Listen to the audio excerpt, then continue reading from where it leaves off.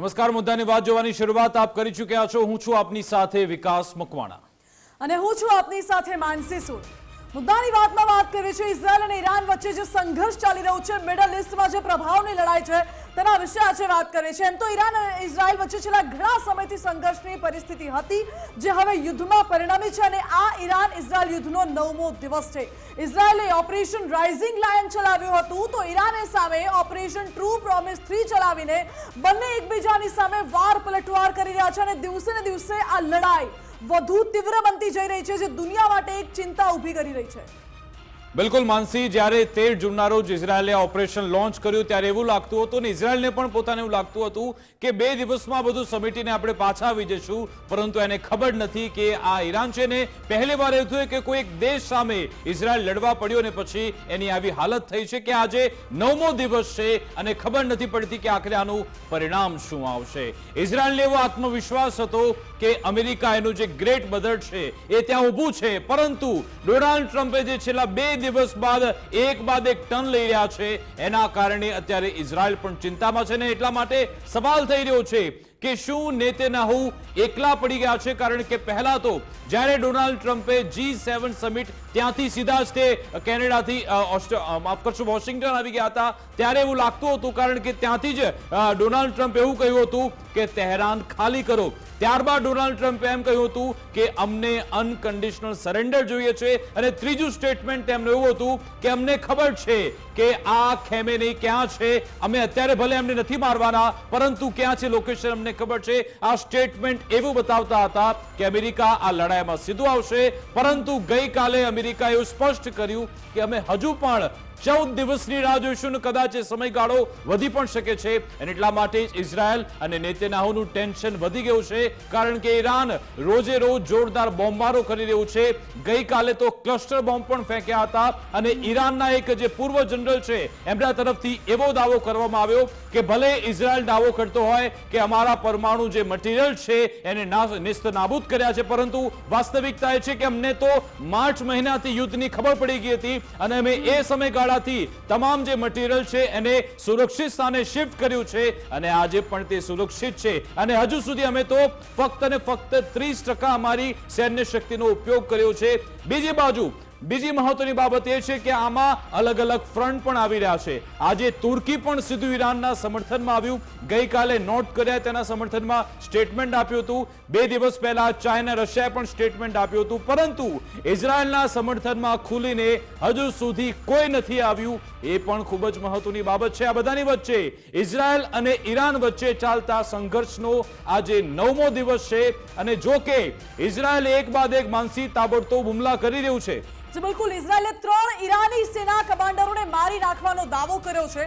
ઇઝરાયલે ખોરામાબાદ, કોમ, ઇસ્ફહાન પર પણ મિસાઇલ છોડી હતી અને ઇસ્ફહાનમાં પરમાણુ સ્થળ પર બીજી વખત હુમલો થયો છે। ઈરાને તેલ અવીવ સહિત બીજા શહેરો પર પણ મિસાઇલ અટેક કર્યા હતા।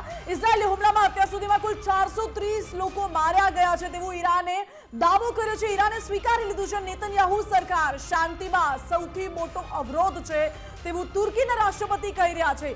ઇઝરાયલ અને ઈરાનનું જે યુદ્ધ છે તેનું મુખ્ય કારણ એ છે કે ઈરાનનો ન્યુક્લિયર પ્રોગ્રામ વિકાસ। જી બિલકુલ, એટલે કે તુર્કી હવે કહી રહ્યા છે કે અવરોધનું જે કારણ છે તે ઇઝરાયલ છે, એટલે તુર્કી સીધું જ અત્યારે ઈરાનના સમર્થનમાં આવ્યું છે, પરંતુ સવાલ એ છે કે આખરે ડોનાલ્ડ ટ્રમ્પના મનમાં શું એવું ચાલી રહ્યું છે। હમણાં જ સમાચાર એ આવ્યા કે જે ઇઝરાયલ દાવો કરી રહ્યું છે કે અમે આ પરમાણુ સાઇટ પર હુમલા કર્યા, ઈરાન કહી રહ્યું છે કે અહીંયા કશું કોઈ મટીરિયલ છે જ નહીં તેવી વાત થઈ રહી છે અને બીજી બાજુ જે B2B બોમ્બર્સની અત્યારે રાહ જોવાઈ રહી છે। બીજા મહત્વના સમાચાર એ પણ છે કે એ B2B બોમ્બર્સ કે જેનાથી ઈરાનની ફોર્ધર ન્યુક્લિયર સાઇટ્સને તબાહ કરવાનો અમેરિકા ઇઝરાયલનો પ્લાન છે, એ B2B બોમ્બર્સે ઉડાન ભરી હોવાના એક અનકન્ફર્મ રિપોર્ટ પણ આવ્યા છે। થોડા રાહતભર્યા સમાચાર ઇઝરાયલ માટે ચોક્કસથી છે, પરંતુ ઈરાન અને ખામેનીએ આજે પોતાના નવા 3 ઉત્તરાધિકારીની પણ જાહેરાત કરી નાખી છે, કારણ કે ઈરાને હવે સ્પષ્ટ સંદેશ આપ્યો છે ખામેનીએ કે ભલે આ યુદ્ધમાં હું લડતો મરી જાઉં, પરંતુ આ યુદ્ધ ચાલુ રહેશે અને અમે સરેન્ડર નહીં કરીએ એ સંકેત પણ આજે તેમના તરફથી આપવામાં આવ્યો છે। ઘણા બધા પરિમાણ છે, ઘણા બધા સમાચાર છે, એ વિશે આપણે આપણા ડિફેન્સ એક્સપર્ટ જે જોડાઈ ગયા છે એમની સાથે વાત કરીશું। મનન ભટ્ટજી, મનનજી આપનું ગુજરાત ફર્સ્ટમાં સ્વાગત છે। મનનજી, આજે આ સંઘર્ષનો 9મો દિવસ, પહેલા તો ઇઝરાયલને લાગતું હતું કે 48 કલાકમાં બધો ખેલ પૂર્ણ થઈ જશે, પરંતુ 6ઠ્ઠા દિવસે તો રશિયાએ, માફ કરશો, અમેરિકાએ બતાવ્યું કે અમે સમર્થનમાં આવી રહ્યા છીએ, પરંતુ ત્યારબાદ અમેરિકાએ પણ જાણે કે હાથ પાછળ ખેંચી લીધા છે અને હવે ઇઝરાયલ ક્યાંક એકલું પડતું હોય તેવું લાગી રહ્યું છે. શું સ્થિતિ આપ જોઈ રહ્યા છો ત્યારે આ યુદ્ધમાં?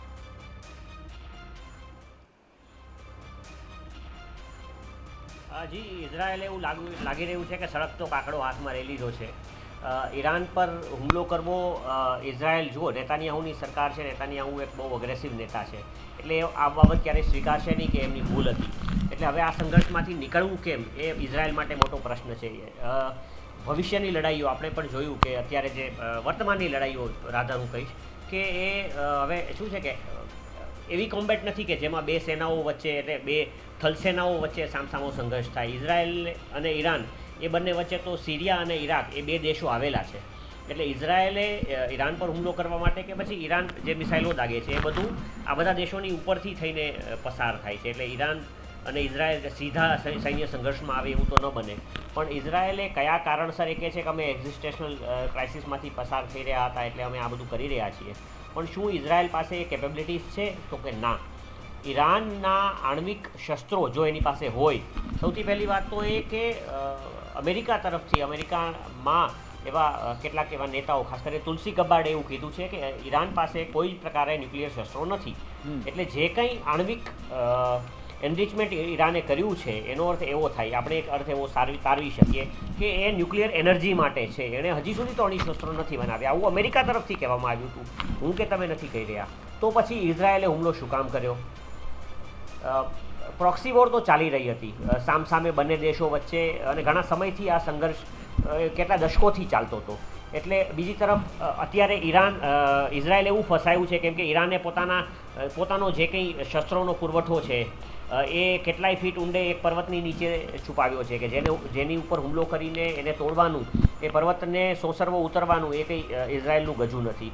આંતરરાષ્ટ્રીય સ્તરે આવી તાકાત કેવળ ને કેવળ અત્યારે દેખીતી રીતે એક દેશ પાસે છે જેનું નામ છે અમેરિકા, જેની પાસે બોમ્બર્સ છે, B-2 બોમ્બર્સ છે. આવા જ ટેક્ટિકલ બોમ્બર્સ રશિયા પાસે પણ છે, પણ બટ નેચર છે કે રશિયા કોઈ ઇઝરાયલનું મિત્ર દેશ નથી.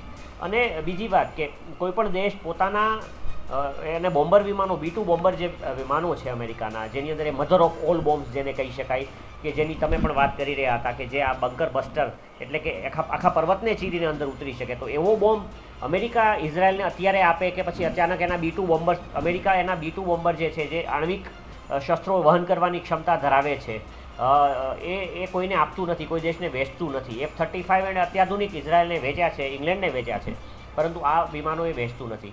એટલે કે જો આ પર્વત પર હુમલો કરવો હોય, જેમાં આણ્વિક શસ્ત્રો છે એવી કોઈ કન્ફર્મેશન નથી, પરંતુ આ લોકો દાવો એવો કરી રહ્યા છે કે અમારે કરવો છે, તો એમણે અમેરિકાએ સીધા સંઘર્ષમાં ઉતરવું પડે. અને મેં અગાઉ પણ કહ્યું હતું એવી રીતે કે કોઈ પણ દેશ કે જેની પાસે અણુશસ્ત્રો હોવાની જરા પણ શક્યતા છે, જો ડિક્લેર્ડ ન્યુક્લિયર નેશન જેવા કે ભારત થઈ ગયા, પાકિસ્તાન થઈ ગયું, અને 5 એવા દેશો કે જે વીટો પાવર ધરાવે છે, ઉપરાંત પણ ઇઝરાયલ જેવા ડિક્લેર્ડ ન્યુક્લિયર દેશો, આ બધા દેશો ઉપર કોઈ હુમલો કરવાની હિંમત દેખાડે નહીં. હવે ઈરાન પાસે જો જરા કે, હું તો એમ કહું છું કે જો 5% પણ એવો ચાન્સ હોય, અને કદાચ અમેરિકા પાસે એવા ઇન્ટેલિજન્સ ઇનપુટ આવ્યા હોય કે ઈરાન પાસે 5% પણ એવો ચાન્સ હોય કે જો એની પાસે ન્યુક્લિયર બોમ્બ હોય, તો અમેરિકા જરા પણ, અને પ્રેસિડેન્ટ ટ્રમ્પ જરા પણ હિંમત ન કરે, ભૂલ ન કરે કે ઈરાન પર કોઈ પ્રકારે હુમલો કરે. તમે જે રીતે ઈરાન તરફથી મિસાઇલોના હુમલા થયા ને એનો ગ્રાફ તમે જુઓ તો છેલ્લા 4 દિવસમાં એ ગ્રાફ નીચે આવ્યો છે. એટલે ઈરાને પોતાના હુમલાની તીવ્રતા, ઇઝરાયલ પર કરતા હુમલાની તીવ્રતા, મિસાઇલો દાગવાનું ખૂબ જ ઘટાડી છે. અને મનનજી, નેતન્યાહુનું નિવેદન પણ આવ્યું છે કે અમે રાહ જોઈ રહ્યા છીએ કે ડોનાલ્ડ ટ્રમ્પ ક્યારે નિર્ણય લેશે આ યુદ્ધમાં આવવાની. પરંતુ સવાલ એ થાય કે જે ડોનાલ્ડ ટ્રમ્પ એવું કહેતા હતા કે બોલ્ડ અક્ષરમાં કે અનકન્ડિશનલ અમને સરેન્ડર જોઈએ છે, એવું કહેતા હતા, અમને ખબર છે ખેમેનેઈ કઈ જગ્યાએ બેઠા છે, અમને ખ્યાલ છે. કિલ શબ્દનો ઉપયોગ પણ ડોનાલ્ડ ટ્રમ્પ કરે છે, અને અચાનક આટલો મોટો યુટર્ન લે છે. શું એ જે વાત ગઈકાલે એમણે કરી કે મને નોબેલ પ્રાઇઝ જોઈએ છે, એટલા માટે તો ઇઝરાયલને ઈરાનમાં નથી મોકલ્યું ને કે હું આ પછી યુદ્ધ બંધ કરાવવા જોઈએ, એમાં ક્યાંક ફસાઈ નથી ગયા ને? કારણ કે ગઈકાલે એમણે નોબેલ પુરસ્કારની માનસી વાત કરી અને ભારત પાકિસ્તાનનો પણ એમાં જો કે ઉલ્લેખ કરી નાખ્યો હતો. બિલકુલ, એમ તો ડોનાલ્ડ ટ્રમ્પ એવો દાવો કરતા હોય છે કે અમેરિકા ન્યુટ્રલ છે, અમેરિકા ન્યુટ્રલ સ્ટેન્ડ લઈ રહ્યું છે, પરંતુ પાછલા બાણે અમેરિકા ક્યાંક ને ક્યાંક મદદ પણ કરી રહ્યું હોય દેશોને એવું લાગે છે. અમેરિકાના રાષ્ટ્રપતિ ડોનાલ્ડ ટ્રમ્પને નોબેલ પુરસ્કાર જોઈએ છે તેવી માંગ ડોનાલ્ડ ટ્રમ્પે કરી છે. અને ડોનાલ્ડ ટ્રમ્પે એવું પણ કહ્યું કે કંઈ પણ કરી લઉં, મને જશ તો નહીં જ મળે, મને નોબેલ શાંતિ પુરસ્કાર 4 થી 5 વાર મળવો જોઈએ તેવું ડોનાલ્ડ ટ્રમ્પે કહ્યું છે.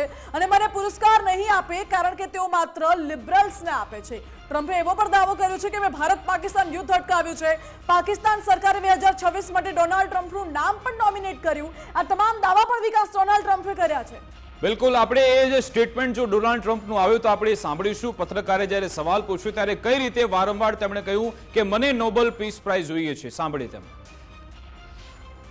Well, they should give me the Nobel Prize for Rwanda and if you look the Congo, or you could say Serbia, Kosovo, you could say a lot of them. You could say, I mean, the big one is India and Pakistan.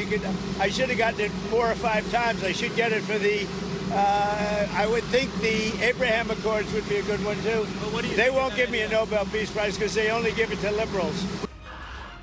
તો મનનજી, આ Donald Trump કે જેમણે પોતાનું જે social media account છે trust, તેમાં પણ post કરી, તેમાં તો આખું વિગતવાર લખ્યું કે રવાન્ડા, કોંગો આ બધાના યુદ્ધ મેં અટકાવ્યા, ત્યાં કેવી સ્થિતિ છે આખી દુનિયા જાણે છે. સાથે એવો પણ દાવો કરી નાખ્યો ભારત પાકિસ્તાન યુદ્ધ પણ મેં અટકાવ્યું છે અને મને નોબેલ પ્રાઇઝ જોઈએ છે. પહેલી ટર્મમાં પણ તે કહી ચૂક્યા હતા કે જો મારું નામ બરાક ઓબામા હોત તો મને નોબેલ પ્રાઇઝ મળી જાત. તો આ નોબેલ પ્રાઇઝના ચક્કરમાં તો કદાચ આ યુદ્ધની શરૂઆત ડોનાલ્ડ ટ્રમ્પે નથી કરાવી અને કદાચ એ ઈચ્છતા હશે કે આ પાકિસ્તાને તો નોમિનેશન કરી પણ નાખ્યું કારણ કે મોદીને એટલા માટે જ લંચ પર બોલાવવામાં આવ્યા હતા.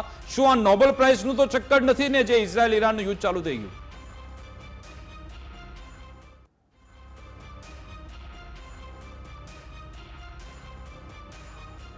ટ્રમ્પ વારે વારે ભારત અને પાકિસ્તાનનું નામ લઈ રહ્યા છે.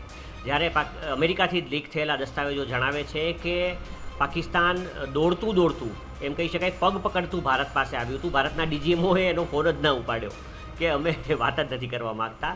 પછી પાકિસ્તાન સાઉદી અરેબિયા પાસે ગયું ને એના પગ પકડ્યા અને એમણે સાઉદી તરફથી ભારતને વિનંતી કરવામાં આવી કે તમે કંઈક આમાં સમજો તો સારું છે. તો ભારતે કીધું કે અમે વિચારશું અને પછી બહુ સમયે એ નિર્ણય લેવામાં આવ્યો. અને ઇન બિટવીન જ્યારે આ ચર્ચાઓ થઈ રહી હતી ભારત અને પાકિસ્તાન વચ્ચે, એ સમયે અમેરિકાને સમહાવ જાણ કરવામાં આવી, એ પણ પાકિસ્તાન દ્વારા. એટલે ડોનાલ્ડ ટ્રમ્પનો કોઈ રોલ ભારત અને પાકિસ્તાનના શસ્ત્રવિરામમાં રહેલો નથી. બીજું કે આ માણસ જે છે ને, ખરેખર કોઈ પણ દેશના રાષ્ટ્રપતિ બનવું, કોઈ પણ દેશના વડા બનવું, એટલે કોન્સ્ટિટ્યુશનલ હેડ ભારતના જે રીતે વડાપ્રધાન બનવું, આ બધી બહુ ગૌરવની વાત છે. આ બધી ગૌરવપ્રદ પોઝિશન્સ છે. અમેરિકા જેવા ઐતિહાસિક જે દેશનો ડેમોક્રેસીને એટલો આગળ લઈ જવામાં જેનો ફાળો રહ્યો છે, એમ કહી શકાય કે વર્લ્ડની, ભારત પછી જો વર્લ્ડની કોઈ ઓલ્ડેસ્ટ મોડર્ન ડેમોક્રેસી જો કોઈને કહીએ તો એ અમેરિકા છે. 250 વર્ષનો જેનો સમયગાળો થઈ ચૂક્યો છે, એવા દેશના પ્રમુખ પદે આજે આવો એક જોકર, લેટ મી સે ઇટ વિધાઉટ, હું મારા શબ્દો ચોર્યા વિના કહીશ કે આવો એક જોકર દેશનો વડો બનીને બેઠો છે અને આવા રોજ બરોજ નવા સ્ટેટમેન્ટ કરે છે. અત્યાર સુધીમાં એ માણસ 17 વાર કહી ચૂક્યો છે કે મેં ભારત પાકિસ્તાનમાં, હવે છે ને એવું પરિસ્થિતિ એવી છે કે પોતે પણ એ માનવા તૈયાર નથી કે શું કહી રહ્યો છે કે મેં ભારત પાકિસ્તાનમાં શસ્ત્ર વિરામ કરાવ્યો. અરે કોઈ એનું માનતું નથી, પણ એ માણસ પોતે માનવા તૈયાર નથી. નોબેલ પ્રાઇઝ એને જોઈએ છે, ખબર નહીં શું જોઈએ છે. અને પાકિસ્તાને, વિચારો, આ એવો દેશ છે કે જેને એવા દેશે રિકમેન્ડ કર્યો નોબેલ પીસ પ્રાઇઝ માટે કે જે પોતે જ આતંકવાદ માટે જાણીતો છે. એ દેશ કે જેણે ઓસામા બિન લાદેન જેવા વિશ્વના અને અમેરિકાના મોસ્ટ વોન્ટેડને અબોટાબાદમાં વર્ષો સુધી સાચવ્યો હતો. આ એવો માણસ છે કે જે પાકિસ્તાનના રિકમેન્ડેશનથી, અને કદાચ જો મનનજી, જોન બોલ્ટન છે, જોન બોલ્ટન જે તેમની પહેલી ટર્મ હતી ત્યારે એમના જે સલાહકાર હતા, સૈન્ય સલાહકાર, એમણે પોતે દાવો કર્યો છે કે બરાક ઓબામાને નોબેલ પીસ પ્રાઇઝ મળેલું છે. એટલા માટે હવે ઈચ્છી રહ્યા છે ટ્રમ્પ કે મારી હવે આ સેકન્ડ ટર્મ તો પતવા જઈ રહી છે, એ પહેલા કદાચ મને મળી જાય પીસ પ્રાઇઝ તો મારી સરખામણી બરાક ઓબામા સાથે થઈ જાય. એટલા માટે આ બધી ગડમથલ કરી રહ્યા છે.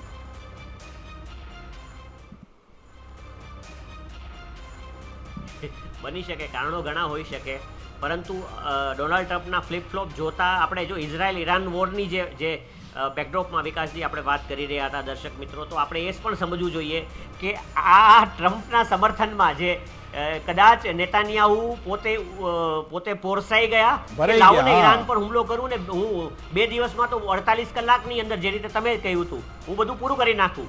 ત્યાં તો ડોનાલ્ડ ટ્રમ્પને પણ ડર લાગ્યો ને એણે વિચારો ઈરાન તરફથી મને એવા ક્લિયર એવા મેસેજીસ મળ્યા છે, હું સમજુ છું ત્યાં સુધી, કે ઈરાન રાહ જોઈ રહ્યું છે કે અમેરિકા એના કેરિયર સ્ટ્રાઇક ગ્રુપને, એના ન્યુક્લિયર એરક્રાફ્ટ કેરિયરને ઈરાનથી એની મિસાઇલની રેન્જમાં મોકલે. બીકોઝ ઈરાન ઈચ્છે છે કે એના એરક્રાફ્ટ કેરિયર અમેરિકાના નજીક આવે અને એને તોડી પાડે. એટલે વૈશ્વિક રીતે અમેરિકાની શાખને તદ્દન નેસ્તો નાબૂદ કરવાની ગણતરી ઈરાન રાખી રહ્યું છે. એટલે અમેરિકા ડરના માર્યા પ્રેસિડેન્ટ ટ્રમ્પને નોબેલ પીસ પ્રાઇઝ તો છોડો, પણ એને ભય લાગી રહ્યો છે કે અમેરિકાના સૌથી નાલેશી પામેલો એક પ્રમુખ એવું એને માથે એને કપાળે એ નાલેશી ન લાગી જાય. એટલે જ ઈરાન વારંવાર અમેરિકાને પણ ચેતવણી આપી રહ્યું છે, ઇઝરાયલને પણ ચેતવણી આપી રહ્યું છે. ઇઝરાયલને તો સ્પષ્ટ કહ્યું કે અમે કોઈ હિસાબે સીઝફાયર નહીં કરીએ જ્યાં સુધી તમે હુમલો નહીં અટકાવો. માનસી, ઈરાને ફરી એકવાર અમેરિકાને ચેતવણી આપી છે. અમેરિકાએ અનકન્ડિશનલ સરેન્ડર માટે ઈરાનને કહ્યું હતું, પરંતુ ઈરાને સ્પષ્ટ ઇનકાર કર્યો હતો કે અમે ગમે તે થાય સરેન્ડર તો નહીં કરીએ, જે હશે જોયું જશે. એ જ પ્રકારે ઈરાને અમેરિકાને ધમકી આપી છે, ઈરાને ચેતવણી આપી છે એક રીતે કે જીનીવામાં વાતચીત નિષ્ફળ રહ્યા બાદ ઈરાને ચેતવણી આપી છે અમેરિકા જોડાશે તો એ બધા માટે દુર્ભાગ્યપૂર્ણ હશે, તો પછી યુદ્ધ બનશે સૌથી વિધ્વંસક તેવો સવાલ પણ ઉઠી રહ્યો છે. અરાગજીએ કર્યો છે અને યુદ્ધ અત્યારની સ્થિતિથી પણ વધુ ખતરનાક બની શકે છે. ઇઝરાયલના હુમલા ચાલુ ત્યાં સુધી વાતચીત નહીં તેવું પણ અરાગજીએ કહ્યું છે. આ સાથે જ વોશિંગ્ટન સાથે વાતચીતનો વિચાર પછી જ થશે તેવું પણ કહેવામાં આવી રહ્યું છે વિકાસ ઈરાન તરફથી. બિલકુલ, એટલે કે એમના વિદેશ મંત્રી છે અરાગચી, જે જીનીવામાં ચોક્કસથી પહોંચ્યા હતા, વાતચીત થઈ હતી, પરંતુ એમના સ્પષ્ટ શબ્દો છે કે ભલે યુનાઇટેડ નેશન વચ્ચે આવી જાય, ફ્રાન્સ આવી જાય, યુકે, ફ્રાન્સ કોઈ પણ વચ્ચે આવે, જ્યાં સુધી ઇઝરાયલ હુમલો નહીં અટકાવે ત્યાં સુધી અમારા હુમલા ચાલુ રહેશે. અને તમે ન્યુક્લિયર પ્રોગ્રામની વાત બાજુમાં મૂકી દો, અમારી સામે જ્યાં સુધી ઇઝરાયલ સામેથી એ હથિયાર હેઠા નહીં મૂકે ત્યાં સુધી અમારા એટેક ચાલુ રહેશે, કોઈ વાતચીત નહીં થાય. આ કોન્ફિડન્સ શું બતાવે છે? કારણ કે એક જે પૂર્વ કમાન્ડરની પણ આપણે વાત કરી રહ્યા હતા મનનજી, એમનો દાવો એવો છે કે અમે તમામ જે પરમાણુ મટીરિયલ છે એને સેફ હાઉસમાં માર્ચ મહિનાથી મૂકવાનું શરૂ કરી નાખ્યું હતું, કારણ કે અમારી જોડે ઇન્ટેલ હતા કે આ લોકો યુદ્ધની સ્થિતિમાં આવી રહ્યા છે, હુમલો કરવાનો પ્રયત્ન કરી રહ્યા છે, એટલા માટે આમાં ઇઝરાયલ અત્યારે થાપ ખાઈ ગયું છે તેવું ઈરાન કોન્ફિડન્સમાં છે.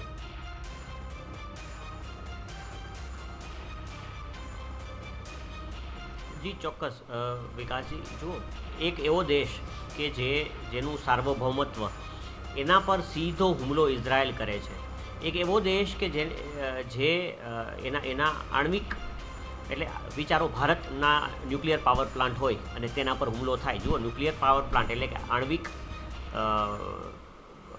ન્યુક્લિયર રિએક્ટરથી ચાલતા પાવર પ્લાન્ટ કે જેનાથી વીજળી ઉત્પન્ન થાય, એવા પાવર પ્લાન્ટ ઉપર જ્યારે તમે હુમલો કરો, એ ન્યુક્લિયર રિએક્ટર, એ પાવર પ્લાન્ટના રિએક્ટરની અંદર ન્યુક્લિયર ફ્યુઝનને કંટ્રોલ કરવામાં આવે ને જેના એ એનર્જીથી વીજળી બનાવવામાં આવે. હવે એના પર જ્યારે ભલે સાદી મિસાઇલથી હુમલો થાય, એનો અર્થ એમ થાય કે રિએક્ટર તૂટે. રિએક્ટર તૂટવાથી એ જે ફ્યુઝન જે રિએક્ટરમાં થવાનું હોય એ અનિયંત્રિત થાય અને એક અણુબોમ્બના ઇફેક્ટ જેવી જ ઇફેક્ટ આવે. એટલે ઈરાનના ન્યુક્લિયર સાઇટ્સ પર હુમલો એટલે એનો અર્થ એવો નથી કે ઈરાનના ન્યુક્લિયર બોમ્બની સાઇટ્સ ઉપર હુમલો.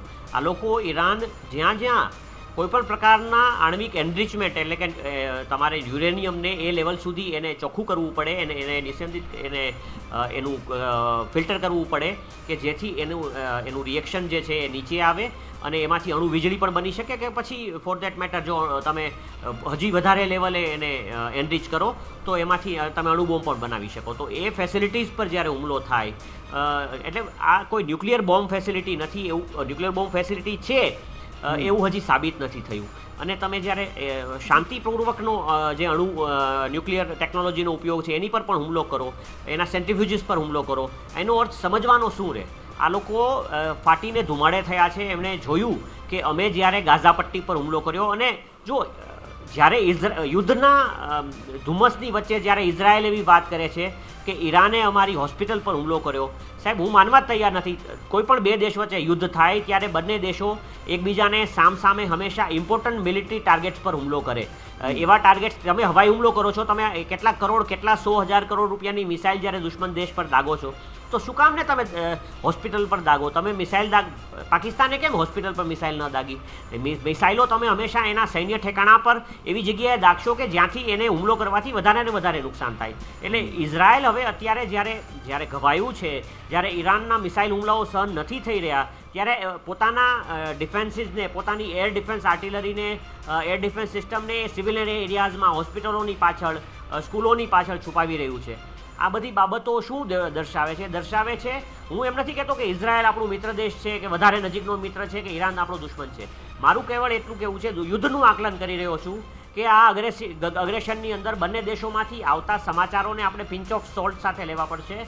અને ખરેખર અત્યારે પરિસ્થિતિ અને આમાં મનનજી, ઇઝરાયલ તો પહેલીવાર આવી સ્થિતિનો સામનો કરી રહ્યું છે. ત્યાંના નાગરિકો પણ એ તો બીચ પર મોસમાં બધે ફરતા હોય છે, પરંતુ પહેલીવાર એક કન્ટ્રી સામે સીધા યુદ્ધમાં ઉતર્યા છે. એટલે રોજે રોજ એમને બંકરમાં જવું પડે છે, અને મિસાઇલોના, ડ્રોનના અવાજ એમને સંભળાઈ રહ્યા છે, સાયરનના. ઈરાન અત્યારે જોરદાર અક્કડ બતાવી રહ્યું છે, કારણ કે જ્યારે ઇઝરાયલે પોતાનો ટાર્ગેટ સિલેક્ટ કર્યો છે કે અમે ખામેનીને મારીને રહીશું તો જ આ બધું યુદ્ધ સમાપ્ત થશે, પરંતુ ખામેની પણ અક્કડ છે. એમણે કહ્યું ભલે હું મરી જાઉં, પરંતુ સરેન્ડર તો નહીં જ કરું. એટલા માટે એમણે આજે મોટું પગલું ઉઠાવ્યું છે. માનસી, વિકાસ, બિલકુલ ઈરાન અત્યારે ઝૂકવા માટે જરાય તૈયાર નથી, અને ઈરાનના સુપ્રીમ લીડર ખામેનેઈએ તેના અનુગામીના નામ પણ આપી દીધા છે. અત્યાર સુધી 3 નામોમાંથી કોઈ એક બનશે આગામી સુપ્રીમ લીડર. ઉત્તરાધિકારી માટે ખામેનેઈએ 3 નામ નિશ્ચિત કર્યા છે. ખામેનેઈના નજદીકી અલીરેઝા અરાફીનું નામ એક સૂચવ્યું છે. ખામેનેઈના વધુ એક સાથી અલી અસગર હેસાઝીનું નામ પણ સૂચવ્યું છે. આ સાથે હાસિમ હુસૈની બુશહરીને પણ આ 3માંથી આ નામ છે. આ 3 નામ છે. 3માંથી એક નામ ખામેનેઈના અનુગામી તરીકે આગામી સમયમાં આવશે. મુસ્તબા ખામેનેઈનું નામ પણ દાવેદારોમાં નથી, એટલે આ બહુ જ મોટી વાત છે કે ઈરાન જરા પણ વિકાસ ઝૂકવા માટે તૈયાર નથી. અકડ તો બતાવી રહ્યું છે. સાથે ખામેનેઈએ તો એવો પણ દાવો કર્યો કે આ યુદ્ધમાં અગર હું પતી જાઉં તો યુદ્ધ યથાવત રહેશે. બિલકુલ. એટલે એમણે કહ્યું કે હું તો 86 વર્ષનો છું અને ખુરશીમાં અત્યારે બેસું છું, મારી ઉંમર થઈ ગઈ છે, પરંતુ ભલે તમે મને મારી દો, ઈરાન ક્યારે ઝૂકશે નહીં, સંકેત એમણે આપ્યો છે. અને મનનજી, જે દાવો થઈ રહ્યો હતો કે કદાચ જે ખામેનીના જે પુત્ર છે મુર્તઝા, એમને કદાચ આ સીટ આપવામાં આવે સુપ્રીમ લીડરની, પરંતુ આ 3 નામમાંથી એમનું નામ છે નહીં. મુસ્તબા ખામેની એનું નામ આ દાવેદારમાં નથી. અને જ્યારે ઈરાન દાવો કરે છે કે અમારા અનુગામી પણ તૈયાર છે, આવી જાઓ, આ સંકેત શું બતાવે છે?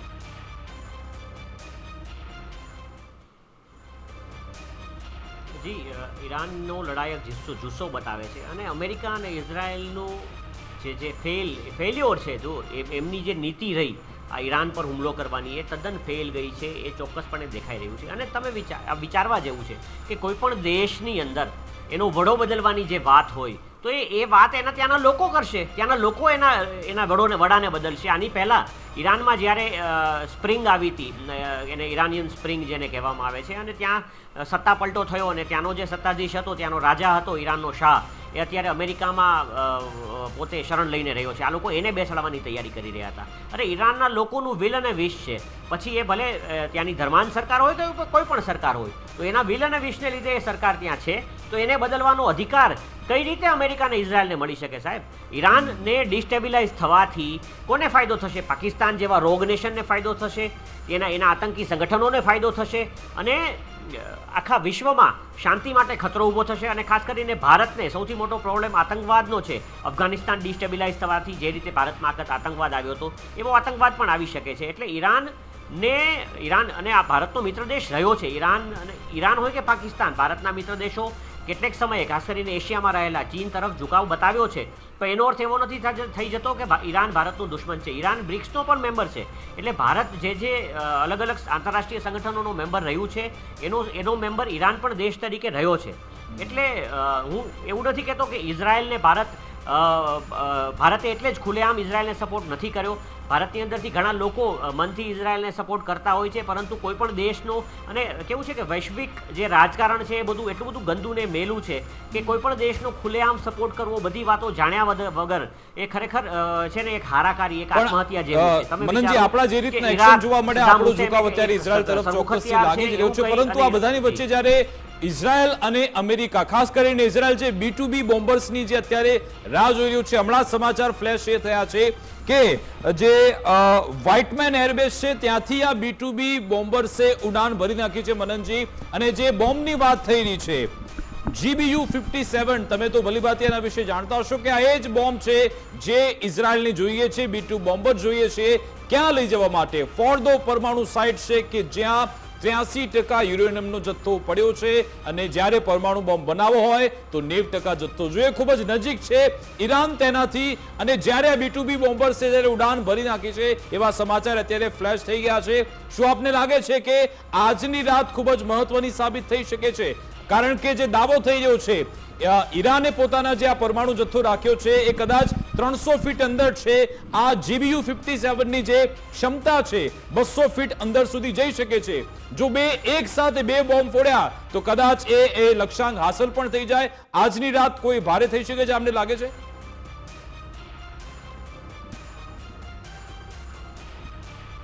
વિકાસજી, અમેરિકા જો આ યુદ્ધમાં એન્ટર થવાનું વિચારતું હોય તો જ આ બોમ્બરનો ઉપયોગ ઈરાન વિરુદ્ધ થઈ શકે. એ બોમ્બર અમેરિકન વિમાનો છે, એટલે જો અમેરિકા આ યુદ્ધમાં ઇન્વોલ્વ ખુલ્લેઆમ થશે તો આજે રાતે કદાચ હુમલો થઈ શકે.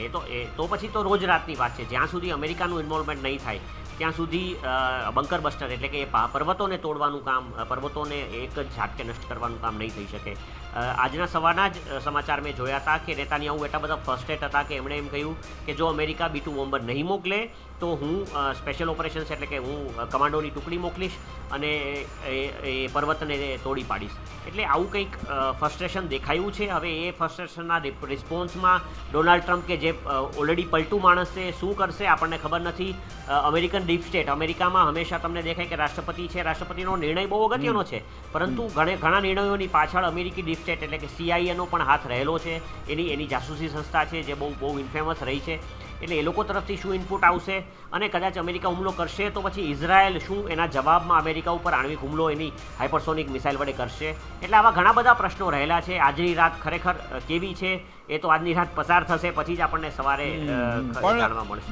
ભારત અત્યારે આપણા જે નાગરિકો છે એને બચાવમાં લાગેલું છે. ઓપરેશન સિંધ આપણે લોન્ચ કર્યું. આજે વધુ કેટલાક ભારતીયોને પરત લાવવામાં આવે. એના માટે ઈરાને આપણા માટે પોતાની જે એર સ્પેસ છે ખોલી નાખી. આ સ્થિતિમાં પણ પોતાની એરલાઇન્સની મદદથી ભારતીયોને પરત લાવવામાં ઈરાન પણ મદદ કરી રહ્યું છે. અને માનસી જુઓ કે આપણે આપણા બીજા પાડોશી દેશો છે એની પણ મદદ કરી રહ્યા છે. આપણે ગમે તેવી સ્થિતિ, પાડોશી આપણા ગમે તેવા હોય, પરંતુ મદદ કરવાની વાત આવે તે ભારત હંમેશા આગળ હોય છે. આપણે માનવતા નથી મૂકી વિકાસ. ઈરાન ઇઝરાયલ યુદ્ધ વચ્ચે પણ ભારતે પાડોશી દેશોને મદદ કરી છે. જે પ્રકારે કોરોનામાં મદદ કરી હતી, રશિયા યુક્રેન યુદ્ધમાં, અને સાથે હવે અત્યારે પણ ભારત મદદ કરી રહ્યું છે ઈરાન ઇઝરાયલ યુદ્ધમાં. શ્રીલંકા અને નેપાળના જે નાગરિકો છે એ નાગરિકોને પણ ભારત પરત લાવશે. શ્રીલંકા અને નેપાળે ભારતને આગ્રહ કર્યો હતો. તહેરાન સ્થિત ભારતીય દૂતાવાસે આ અંગેની માહિતી આપી છે. ઈરાનથી નીકાળવામાં આવશે શ્રીલંકા અને નેપાળના નાગરિકોને બચાવવામાં આવશે. ઈરાનથી ભારતીયોને બહાર કાઢવા માટે તો હાલ એક ઓપરેશન સિંધ ચાલી રહ્યું છે. ભારતે ઓપરેશન સિંધ ચલાવીને તમામ જે ભારતીયો ઈરાનમાં છે તેમને પરત લાવવા માટેનો પ્રયાસ ભારત કરી રહ્યું છે. સાથે સાથે નેપાળના અને શ્રીલંકાના જે નાગરિકો છે તેમને પણ ભારત પરત લાવવામાં આવશે. બિલકુલ મનનજી, તમે કઈ રીતે જોઈ રહ્યા છો કે ઈરાન જે પોતાની એર સ્પેસ ખોલી રહ્યું છે સતત 2 દિવસથી યુદ્ધની સ્થિતિમાં. આમ તો યુદ્ધની સ્થિતિમાં એર સ્પેસ ટોટલ ક્લોઝ હોય છે, પરંતુ ભારત માટે સ્પેશિયલ એર સ્પેસ ખોલવામાં આવે છે. પોતાની એરલાઇન્સની ભારતીયોને મોકલવામાં મદદ કરી રહ્યું છે ઈરાન, અને બીજી બાજુ ભારત પણ શ્રીલંકા, નેપાળની મદદ કરી રહ્યું છે કે અમે તમારા જે નાગરિકો છે એમને પણ સુરક્ષિત મોકલી દઈશું.